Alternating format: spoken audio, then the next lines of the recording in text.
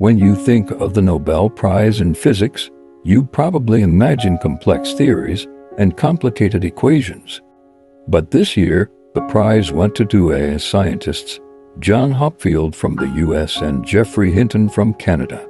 Not only have they changed the trajectory of artificial intelligence, but their research has redefined the future of science. However, today we're not going to dive into dry theories. Instead, I'll take you into the lives of these two giants through 8 fascinating stories you've probably never heard of. From their winding educational journeys to the thrilling bidding wars among top tech companies trying to recruit them, these stories will show you that the lives of scientists are far more legendary than you might imagine. Ready? Let's embark on this adventure together. At 5 p.m. on October 8, 2024, the Nobel Prize in Physics was announced, with John Hopfield from the US and Geoffrey Hinton from Canada as the winners. The official reason given for the award was to recognize their fundamental discoveries and inventions in machine learning based on artificial neural networks. This year's results surprised many, as the Nobel Prize in Physics had traditionally been awarded for theoretical research in physics, and had never before been given directly for work in computer science, particularly in software algorithms. In the past, when discussing the highest honors in computer science, people usually referred to the Turing Award. So, it wasn't just the public who was shocked by this result. Even Geoffrey Hinton himself admitted he never expected it. Some online commenters exclaimed, "Does physics even exist anymore? And why give the physics prize to AI scientists?" But there's no need to be surprised. As the Nobel Committee explained in their press release, the headline reads, "They used physics to train artificial neural networks." The release goes on to detail the connection between the research of Hopfield and Hinton with physics. For example, it mentions that Hopfield's most famous achievement, the Hopfield network model, is based on atomic spin theory from physics. As for Hinton's research, it highlights his work with Boltzmann machines, which use tools from statistical physics. In his final remarks, Nobel Physics Prize Committee Chairman Alan Mearns stated, "Their work has already brought significant benefits. In physics, we widely use artificial neural networks, for example, in the development of new materials with specific properties." I don't know what your reaction was to the official announcement, but the first thing that came to my mind was Luke Skywalker from Star Wars, guided by Obi-Wan Kenobi and Master Yoda. Luke grew from a farm boy into a powerful Jedi, although he started as an ordinary young man. Through training and growth, he became a hero of the galaxy. In the same way, the achievements of Hopfield and Hinton not only solidified their personal status, but have also greatly benefited the entire field. As onlookers, there's no need for us to debate whether AI scientists should be allowed to win the Nobel Prize in Physics. Their accomplishments remind us of tech heroes like Elon Musk, who have transformed industries by continuously challenging traditional thinking. The birth dates and biographies of these two Nobel winners are readily available in many news articles. If you're not familiar with them, you can easily ask an AI assistant, whether it's ChatGPT, Perplexity, to explain John Hopfield and Geoffrey Hinton in terms a high schooler would understand, and they'll give you a suitable answer. In fact, the very AI tools we use today are possible thanks to these two brilliant minds who won the Nobel Prize. Today, I want to share some fascinating stories to help us gain a deeper understanding of these two AI giants. 1. Hopfield's contribution, starting AI's second golden age. In 1982, John Hopfield developed the Hopfield network model, which was designed to explain how the brain recalls memories and how neuron systems interact to produce stable memory states. This research had a significant impact on physics, biology, and computer science. His model not only provided a key theoretical foundation for later developments in deep learning, but more importantly, It inspired a new generation of scientists like Geoffrey Hinton to dedicate themselves to deep learning research. To fully appreciate the importance of this model, it's necessary to look beyond its technical breakthroughs. It also provided much-needed support to the field of artificial intelligence at a time when it was struggling. AI didn't just gain popularity in the last few years. It has experienced several ups and downs throughout its history. The first golden age of AI occurred between 1956 and 1969, when the field was incredibly popular and attracted considerable attention and investment. However, AI soon entered a 17-year-long period of decline. From 1986 to 1995, this is what is considered AI's second golden age. Hopfield's 1982 work, as well as his application of the model to simulated circuits in 1984, is often credited in the annals of technological history as the true starting point of this second era. Interestingly, although this research model originated from studies on the human brain, it garnered the most attention from a group of physicists interested in complex systems. These physicists published a series of discussions in a cross-disciplinary journal, sparking what came to be known as the connectionism movement. This academic movement had three main leaders: two psychologists and one computer scientist, Geoffrey Hinton. One of the key achievements of the connectionism movement was a two-volume book, often referred to by its abbreviation PDP, Parallel Distributed Processing: Explorations in the Microstructure of Cognition. The full title is a bit of a mouthful. The book was a collection of scholarly papers from this group, and 6,000 copies were printed in its first edition in 1986. A remarkable feat, considering this was a time without the convenience of online retailers like Amazon. This book later became known as the Bible of the Neural Network field. 2. Hopfield, not just a physics genius, but a multidisciplinary scholar. Even today, some people still question the connection between these two scientists and physics. In fact, John Hopfield has been deeply connected to physics since birth. Both of his parents were physicists, so he was immersed in the world of physics from a young age. Throughout his career, Hopfield has worked across multiple disciplines, including physical chemistry, condensed matter physics, molecular biology, and more. One important detail to clarify is that physical chemistry is not two separate fields. Rather, it is a branch of chemistry that uses physical methods to study chemical systems. Hopfield's ability to cross disciplines is truly remarkable, and one telling example is the wide range of subjects he taught at various prestigious institutions. For instance, from 1961 to 1964, he was an associate professor of physics at UC Berkeley. From 1964 to 1980, he was a professor of physics at Princeton. Then, from 1980 to 1996, he became a professor of chemistry and biology at Caltech, where he also served as dean from 1993 to 1995.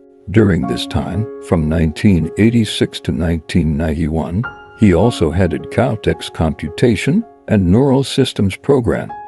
Finally, from 1997 to 2008, he was a professor of molecular biology at Princeton. Beyond the prestige of the universities where he worked, Hopfield's ability to jump between fields is something only a truly exceptional scholar could achieve. 3. Nobel Laureate, a special parking space at Berkeley. Earlier, we mentioned that John Hopfield served as an associate professor of physics at UC Berkeley for 3 years. Now that he has won the Nobel Prize in Physics, in addition to the prize money, he will receive another very practical reward: a reserved parking space at UC Berkeley. The university has a unique tradition of providing Nobel laureates with designated parking spots marked with NL, which stands for Nobel Laureate. These spaces are reserved for their permanent use, and there is a blue sign next to each spot that basically says, "This space is reserved for a Nobel laureate." If you park here without a Nobel Laureate permit, your car will be ticketed or towed. This tradition highlights how much the university values academic achievement. In fact, there's a joke in American academic circles. The farthest distance in the world isn't from Berkeley to Stanford, but between parking spaces at Berkeley. This speaks to how difficult it is to find parking on campus. To illustrate the point further, before Hopfield, Berkeley had already produced 110 Nobel laureates. In short, while no one else can park in those reserved spaces, with so many Nobel laureates on campus, you'll need to arrive early to secure a spot. 4. Hinton's remarkable family legacy. Now let's talk about Professor Geoffrey Hinton, who is more prominent and active in the field of AI. His story is even more legendary. Earlier, we mentioned that John Hopfield comes from a family deeply rooted in physics, but when it comes to academic pedigree, Hinton is on an entirely different level. Hinton's great-grandfather, his paternal grandfather's father, was George Boole, the famous 19th century mathematician. Anyone who has taken a basic computer science course has likely heard of Boolean logic, which forms the mathematical foundation of every modern computer. Hinton's other great-grandfather was Charles Howard Hinton, a mathematician and science fiction writer who introduced the concept of the fourth dimension, which inspired many Hollywood films featuring parallel universes and time travel. Hinton's father was a member of the Royal Society and a renowned entomologist. His cousin Joan Hinton was a nuclear physicist and one of the few women who worked on the Manhattan Project, the U.S. atomic bomb project, under the famous physicist Enrico Fermi. Another relative, William Howard Hinton, was a well-known American journalist. When I learned about Hinton's impressive family background, I thought to myself, even if he wins a Nobel Prize in physics, he probably wouldn't feel too proud. Knowledge and scholarship seemed to flow in his blood. 5. Odd jobs, carpentry, and dropping out. Hinton's rocky educational journey. Perhaps because he grew up around so many accomplished relatives, Geoffrey Hinton's academic journey was far from smooth. At 18, he entered King's College at Cambridge to study physics, chemistry, and mathematics, but dropped out after just 1 month. He then spent the next year in London working various odd jobs. The following year, he switched to architecture, but lasted only 1 day. Next, he tried philosophy, but once again left before finishing. Hinton had been interested in how the brain works since middle school, which eventually led him to study both physics and physiology, making him the only student at Cambridge at the time to pursue both subjects simultaneously. After graduating in 1970, he decided not to continue his studies under top scholars like Julian Huxley at Cambridge. Instead, he became a carpenter, yes, the kind that builds wooden frames and doors. A year later, he realized that carpentry wasn't helping him understand how the brain works. So he found an opportunity to enroll in the Artificial Intelligence program at Edinburgh University to pursue a PhD. Years later, during an academic conference, a colleague introduced him by saying he flunked physics, dropped out of psychology, and entered a field with no standards, AI. Hinton would quickly defend his reputation, clarifying, "I didn't flunk physics, nor did I drop out of psychology. I flunked psychology and dropped physics." 6. 5 years of relentless exploration in a field no one believed in. Geoffrey Hinton has an incredible resilience when it comes to pursuing what he believes in. The story of how he won the Nobel Prize in physics is not one of a genius having a sudden flash of brilliance. Instead, it's a story of someone who persevered in a field that many had given up on. For example, when Hinton was pursuing his PhD at Edinburgh University, his advisor, Professor Higgins, was initially researching neural networks. However, after some time, Higgins was influenced by a giant Marvin Minsky from MIT, who believed that neural networks were impossible. Higgins eventually abandoned neural networks and defected to the camp of AI symbolism. At that time, in 1972, neural networks were at their lowest point, and Minsky had declared that the concepts behind neural networks would never work. Higgins advised Hinton to give up on neural networks, but Hinton asked for 6 more months, promising to prove their validity.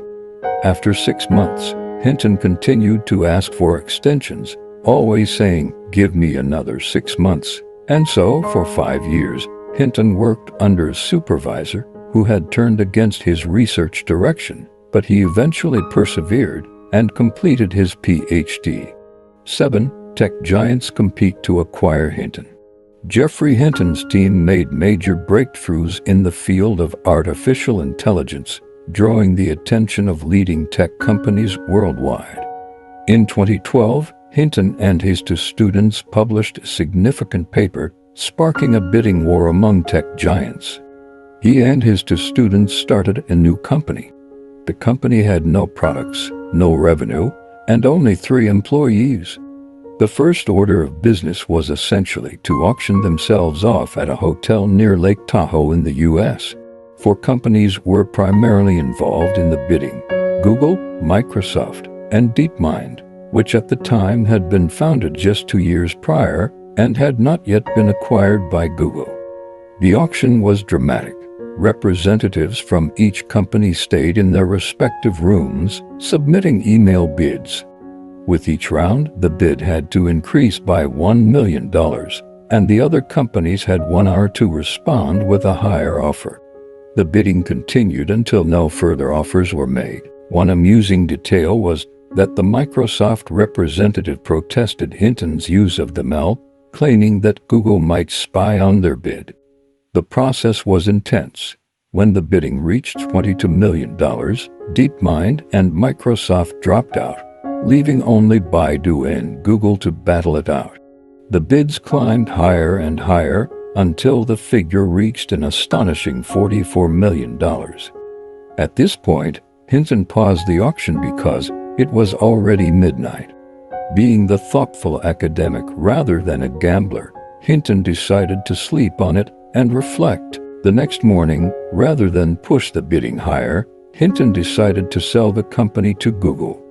When he informed Google of his decision, their representatives were surprised, as they had been prepared to offer even more money. How was the $44 million divided? Hinton's 2 students suggested that their professor take 40%, but Hinton insisted that the 3 of them split it evenly. I was quite shocked when I heard this, as the companies were really bidding for Hinton.